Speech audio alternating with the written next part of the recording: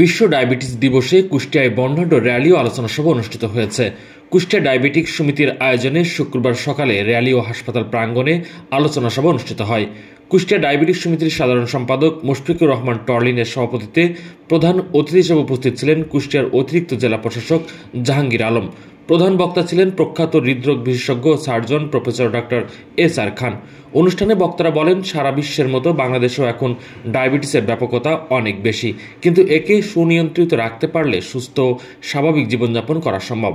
কাজেই ডায়াবেটিস নিয়ন্ত্রণে রাখতে হলে আমাদের এ রোগের ঝুঁকিগুলো সম্পর্কে জানতে হবে, অন্যদেরও অবহিত করতে হবে।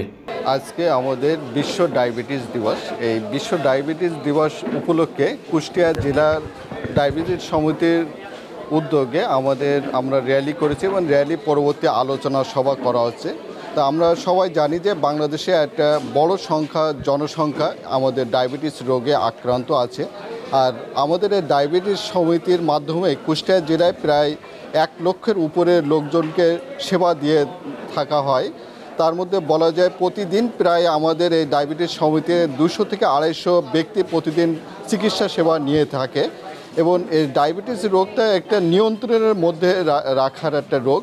যেমন অনেক ব্যক্তি আছে, আমরা দেখেছি যে তারা 20 বছর, 30 বছর, 40 বছর পর্যন্ত ডায়াবেটিস নিয়ে এই চিকিৎসা নিয়েই তারা সুস্থ রয়েছেন। তা আমরা যদি নিয়মিত আমাদের খাদ্য অভ্যাস এবং আমাদের যদি লাইফস্টাইলটা যদি একটু কন্ট্রোলে রাখি, তাহলে আমি মনে করি যে এই ডায়াবেটিস রোগটা নিয়ন্ত্রণে রাখা সম্ভব। এবং যাদের ডায়াবেটিস নাই তারাও যদি এই খাদ্য অভ্যাস এবং তারা যদি আমাদের হেলদি লাইফ লিড করার জন্য প্রতিদিন সকালে ব্যায়াম করা বা তারা যদি শারীরিক পরিশ্রম করে, তাহলে আমরা এই রোগ থেকে মুক্ত থাকতে পারবো। কুষ্টিয়া ডায়াবেটিক সমিতি, Mujibur Rahman Memorial diabetic hospital, Bangladesh diabetic সমিতি নেতৃত্বে জাতীয় অধ্যাপক প্রফেসর এ.কে. আজাদ খান স্যারের নেতৃত্বে সারা বাংলাদেশে বিশ্ব ডায়াবেটিক দিবস উদযাপিত হচ্ছে।